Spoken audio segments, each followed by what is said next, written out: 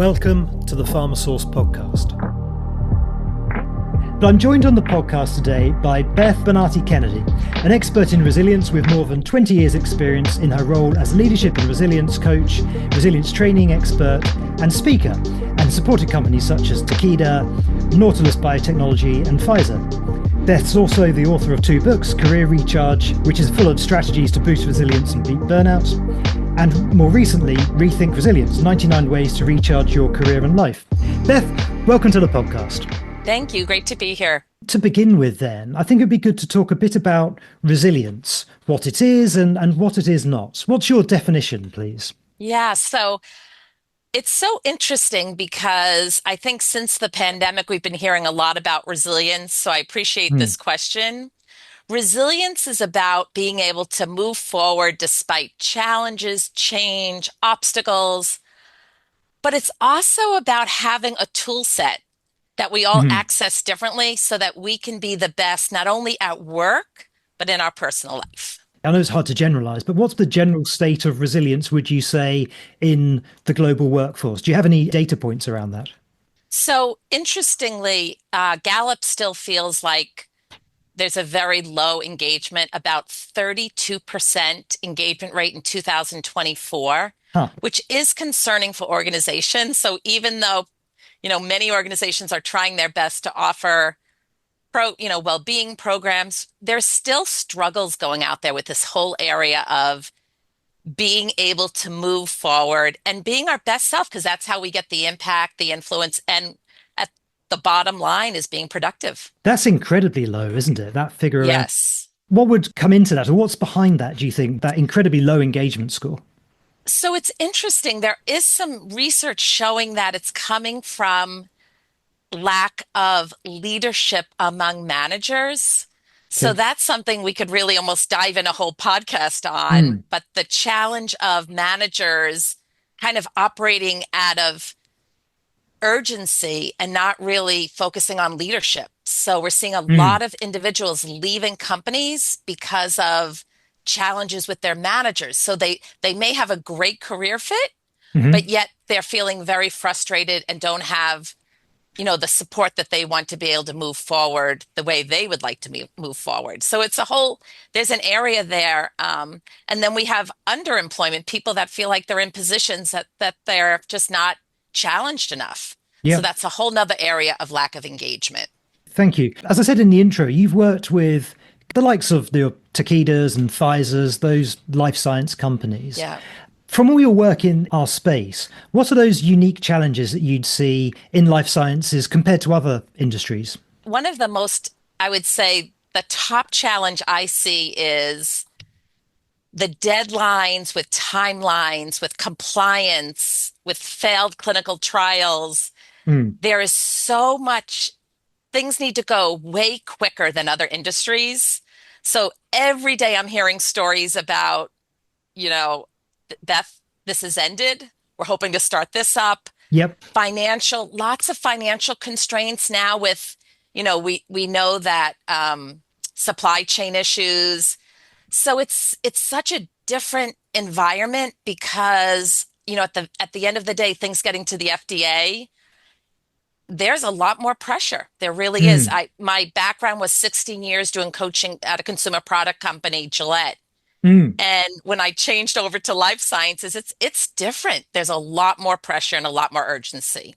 Yeah. I mean, if you think that the average cost of, estimates vary, but the average cost of getting a drug to market is around $2 billion. I mean, that's a huge amount of expectation on your drugs getting all the way through the pipeline to a commercial stage.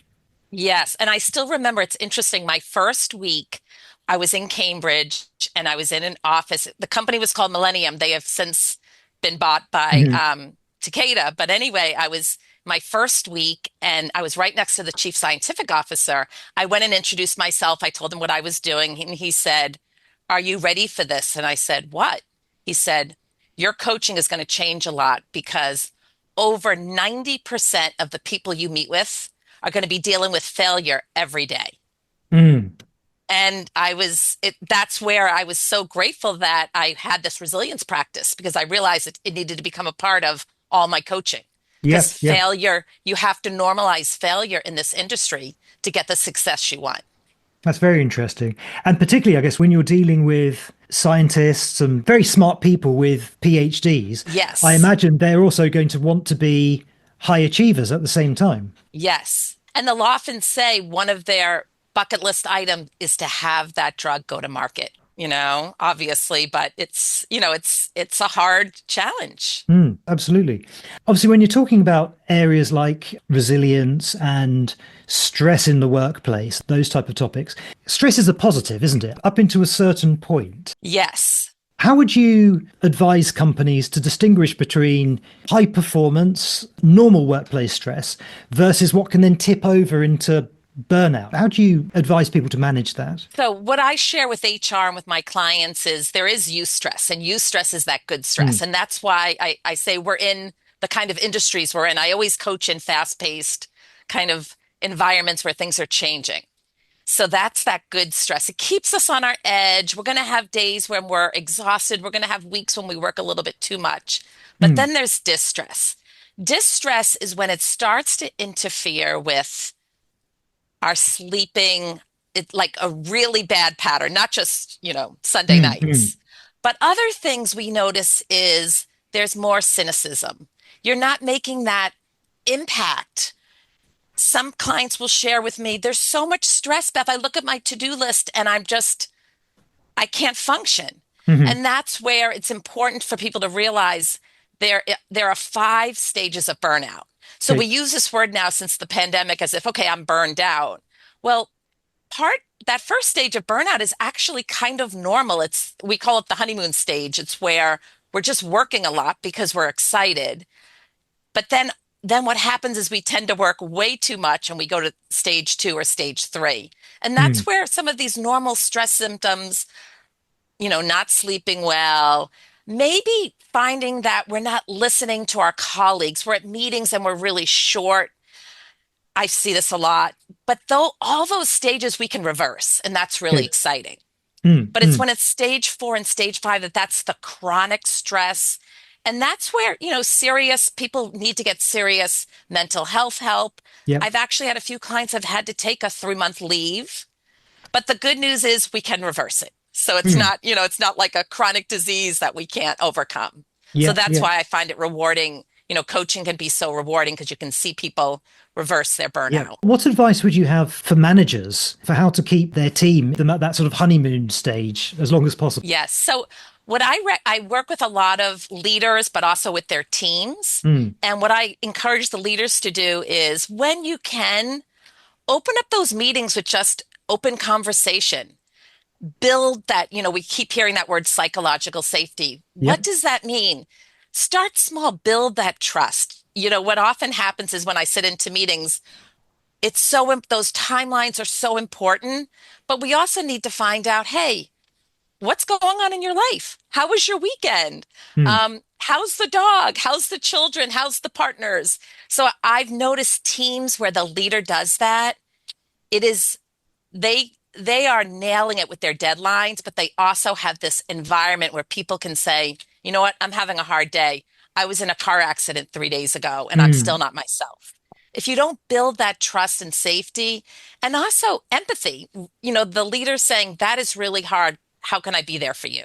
Yep. So it's going back to some of those basics that we've all learned, and we need to kind of remember to kind of bring it out to the forefront again. The word burnout itself is quite a tricky one, isn't it? Because Yes. the WHO classified it as an occupational phenomenon, which is quite a strange sort of turn of phrase, but I guess it means that it sits with it's the employer's responsibility than the employee. I Yes. mean, does that cause any legal complications when you're advising teams around burnout? Are people comfortable using it? Yeah, the whole burnout is really interesting when the World Health Organization announced that in 2019, because my first book, Career Recharge, came out in 2018. Hmm. And as I mentioned, I've been studying resilience for many years, actually, since college, and through my own dad's experience with burnout and learning kind of what I didn't want to do and how I wanted to help others. But when the World Health Organization announced this, I was actually contacted by a bunch of journalists Hmm. and crazy enough, I was on an anniversary trip in Greece, and I tell my clients, detach when you're away. But I was like, I kept on getting all these pings, and I'm like, I need to talk to find out what's going on. And I was actually thrilled that the World Health Organization actually made this announcement because in the Mm, past, I was doing trainings at organizations, and HR kept on saying, "Wow, Beth, are we going in too deep into well-being?" mhm, And but the feedback was incredible and so positive from the employees. So it's actually a real positive for organizations because now you can, and we're seeing this happen, you can bring these well-being programs. And we know that this is supported by, the medical health community. It's mm. so important that this happened. 2019 feels like a very different time Yes. to 2025. Do you feel as though the climate's changing? I'm thinking particularly the climate around diversity and inclusion, for example, particularly in the US, I guess, under the new administration. Don't want to get too much into the politics of it all, but it does feel like it's sort of changing times. Do you feel as though anything's changing around well-being? Have you noticed that the climate around well-being and burnout has shifted as well? So I will tell you what I think is going well, and then I'll also share with you, I think could use still some improvement. We're seeing a lot of these well-being programs. So what does that mean? Organizations are generously offering apps to employees. One of the ones that I have a lot of my clients use is Calm or Headspace. Mm, And many times, the companies that I'm working in, all the employees get it, which is wonderful. The part that I think is not happening enough in the area of resilience and preventing burnout is this area of self-awareness. mhm, Really understanding, diving in deep about on a team, on these working teams, we need to spend more time understanding different learning styles. We need to spend more time talking about why one individual might be great on this project, but may not, their strength might not be great on this project. So really talking about employees' brands. And we know there's so much research about strengths and values. We've been mhm, seeing lots of articles about purpose. I think organizations are kind of not spending enough time on that. Well-being is important, but it's also more important to make sure that employee is in the right role so they can use their strengths and really flourish rather mm. than just put them into that next leadership role. And the other piece that I see often is just because you've been at an organization for 10, 15 years, you're not necessarily want to go on that leadership track. A lot of my clients say, Beth, I'm fine taking this promotion, but I loved being an individual contributor. So I Mm. think we also need to, again, take a step back and say, how will this person thrive in our organization so we can get the best results, the best productivity? And it is fabulous that organizations are offering leadership coaching and executive coaching. But I do think as an entire organization, we need to embrace self-awareness and brand. And then the other piece that I really love seeing is I see CEOs and founders that I coach model and talk about well-being and resilience at Mm. town hall meetings. I think the more you can do that, it's going to trickle down, and then you get a culture of resilience rather than just HR putting out the Yeah, flavor of the month, very if interesting. that makes sense. Yeah, yeah.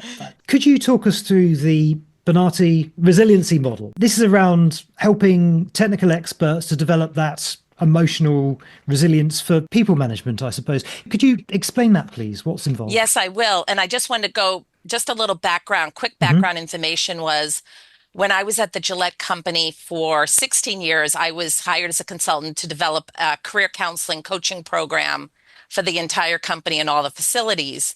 And it was a dream. I was working with factory employees all the way up to vice presidents. But at year 16, Procter and Gamble purchased Gillette, Mm. and I was politely told my services were no longer needed. So as you can imagine, it was one of those stressful career moments, Mm. but I was given 6 months to transition all the high level individuals that decided not to stay with Gillette. And during that transition, I was using my coaching model, which I'm going to be sharing with you, the Benatti resiliency model. And something interesting really happened within the first 3 months. I got incredible feedback from these employees that had left Gillette saying, Beth, I nailed not only a dream position, but in a different environment. And these Mm. were all individuals going into the sciences. So whether they were in legal or commercial or sales Hmm. and what I learned and from them as well as from my own transition was that to be able to move forward, these five areas were key. And now we have also the science to back them up. So I will take you through them, Please. give you the Cliff Notes version. So the first one was what we've been talking about, well-being, and Hmm. that's emotional, physical, and spiritual health. So one of the strategies that I do with everyone that I coach is something that's called the Friday Five. So every Friday they take less than 5 minutes and just ping me to let me know what are they doing for their well-being. So it's a way to kind of move forward quick. And again, we all know for well-being, it's a little bit different for everyone. So let's move to the next area of the model, which is self-awareness. For self-awareness, I have three key areas. It's Hmm. purpose, mindset, having a growth mindset, and type. So, what we mean by purpose is we've seen all the research, some of the longest research studies. There's one called the Harvard Grant Study, which has been going on for, believe it or not, over 80 years, when researchers have interviewed individuals, over and over. One of the things we find for overall happiness and fulfillment is knowing that they're making a difference. And now we're also seeing more research. Some of you may be familiar with the Blue Zone, Stan Buettner from National Hmm. Geographic, the whole concept of ikigai. You know, why do we get up in the morning? So Yeah. that's the whole piece of purpose. Growth mindset comes from the Harvard researcher Carol Dweck, we see with resilience the difference between having a growth mindset and a fixed mindset. And then the third area is this piece of understanding our style. So I'm a believer, it doesn't matter what assessment you use, but employees need to understand how they're hardwired so they can flex with one another. And I Mm. think that's what makes a team really just move forward and accomplish those objectives, whether it's a leadership team or a working team for a specific molecule. Hmm. So that's self-awareness. And brand is pretty unique for resilience. So I often get questioned, I can't understand, Beth, why brand is important for resilience. I Mm. think it's crucial. Brand is what are the attributes that make you stand out in your career? And what is the impact you want to make? And what is the reputation you want to have? So if we think about just those three questions, that's like a great way to actually keep your career.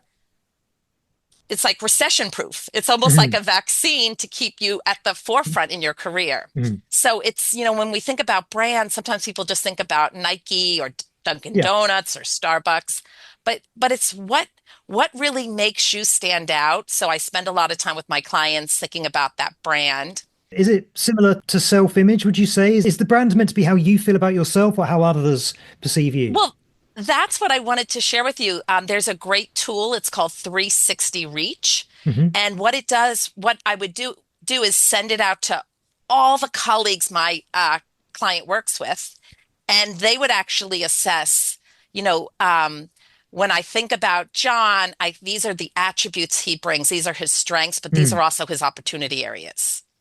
Interesting. So Okay. it's not only how you see yourself, it's how others see you. Mm.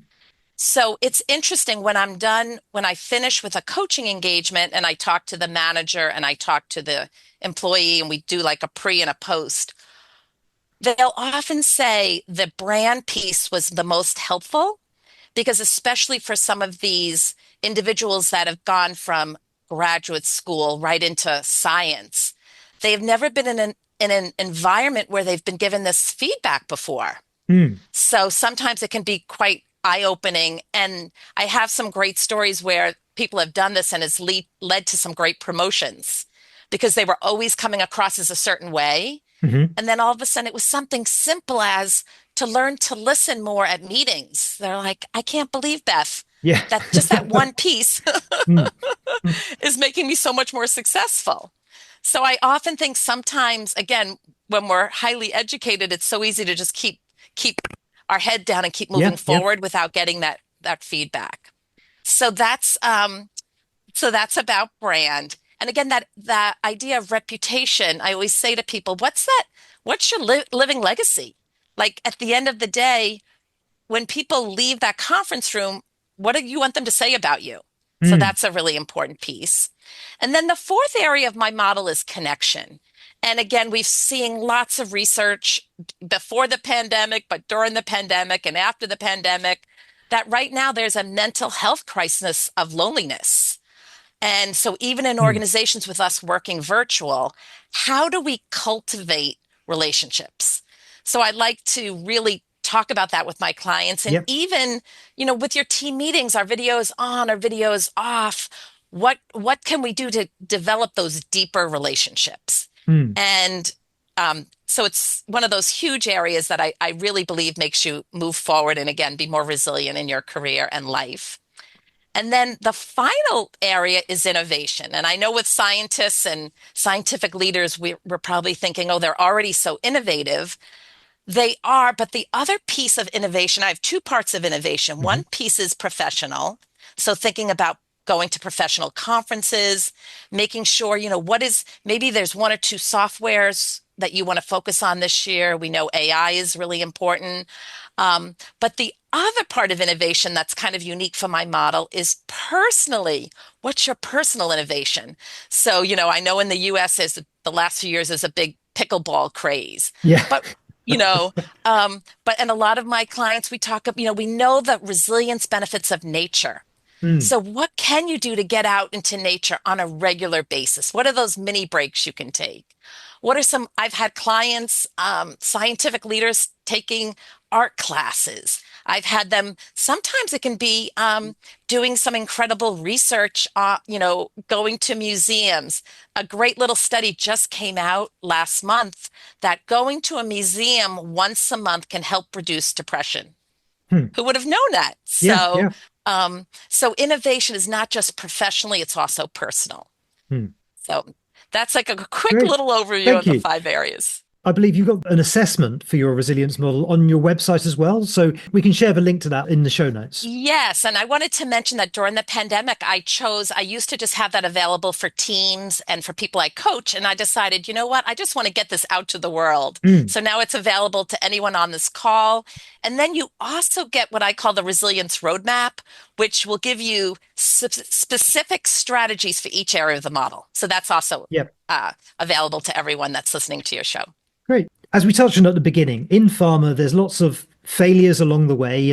For scientific progress to happen, there need to be failures that happen. Yeah. What advice would you share for helping teams to manage resilience through these high stake disappointments? Where would you start with that? I would start with the importance of when you start those meetings, talking about the specific objectives and goals, but also talking about what are the challenges along the way? Mm. And this is a really big one. Does anybody need help?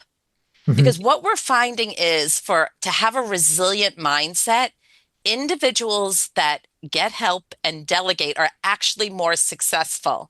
And I think one thing I've learned with working with such bright, incredible, successful people is those two things don't come easily. They want to Mm. do things Mm. themselves. And also delegating can be hard. So the more, again, we hear this word a lot, the more we can collaborate. But again, thinking about the team, using the strengths. And also there's a word I like to use called feedback loops, checking in with each other. What's working? What's not working? What changes can we make? Just Mm. doing feedback loops can really help, again, normalize the failure, but move the projects, move the teams, move things towards those success Great. areas. Fantastic. One final question. I wonder if there's any specific examples you could share about how teams have employed some of these strategies to overcome a particular challenge. One team in particular that I'm working with right now is in translational medicine. Mm. And I had done a lot of work for the leader and for some other people in the organization. And he wanted everyone on the team to do the benchmark. And what we have found is every 3 months, not only are they tracking the success on their timelines, but they're also tracking the success in their resilience. So they've Huh. also taken it again.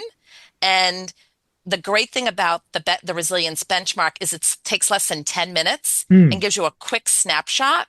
So in particular, there was one woman who was really still struggling with her well-being. mm, And he decided, um, Beth, you know what? I think I need to get this person on the team as a one-on-one coach.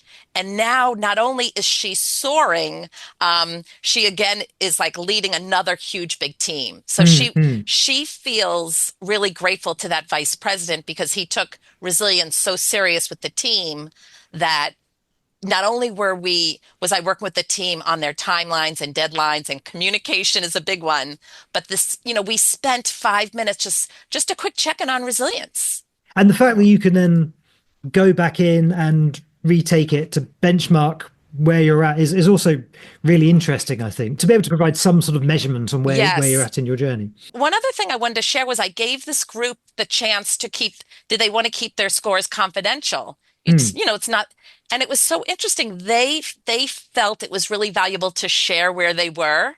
okay. And every single person had one area, they had movement in all 5 areas of the model. So it Mm, might have just been 1 or 2 points, but I think it was exciting for them to see within just 3 months of being present and being focused that not only, again, those deliverables are so important. That's why there are, these amazing jobs, but mm. also what the research is showing us is that the more resilient you are, then you are able to deal with the change, the challenges. I mean, as we know, I know, with the political climate right now, being flexible and adaptable is going to be more important than ever. Mm. So I think, again, these leaders that are adapting, how important resilience is. And team coaching is helpful because you have someone objective come in that can kind of talk about some of these areas that might be difficult for the program manager or the leader. Beth, fascinating speaking today. Thank you so much for your time. You're welcome. It was great to meet you. Where should people go if they want to access any of these tools you've been talking about? So the first place I would go, two places. One would be my website, which is bethkennedy.com. Hmm. And then the other place I would highly recommend is to please connect with me on LinkedIn so I can learn a little bit about your scientific career. And that's Beth Benatti, again, Bennatti Kennedy. And I try to kind of keep up to date and publish some exciting things um, on my LinkedIn moving forward with some strategies for resilience. Great. Thanks again. Thank you, Luke.